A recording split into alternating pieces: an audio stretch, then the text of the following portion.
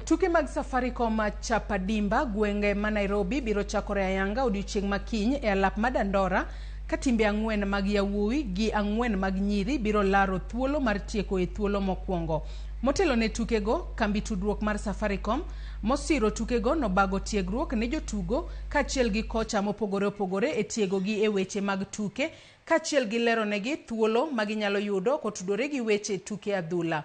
Jotugo bende notiegi e lony manyasani kata lony manyasi ma itiyogo makawo nonro maggi manyalo konyo jogo mamanyo thuolo e timbe ne jotugo matindo.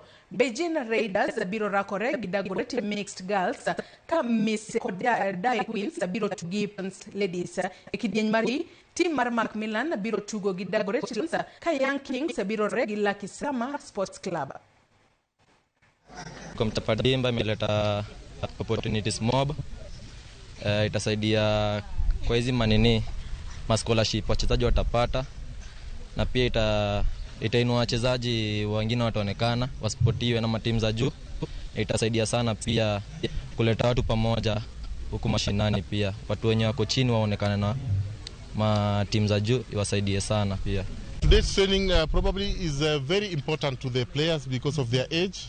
As you all know, they are under 20, and life skill is part of what these players are going through. Many players lack life skills, and this is very important. Gima kelo loch en loso team bedo maber kendo bedo pamoja mondo gigo mpira masani ok mpiche machon, mpira masani gibedo nyithindo mane age ma owinjore to gi train together kuom higni ma ariyo adek, to ka giromo to gigo mpira machal ema miyo gisebedo ka giloyo kuom higni ariyo moluwore.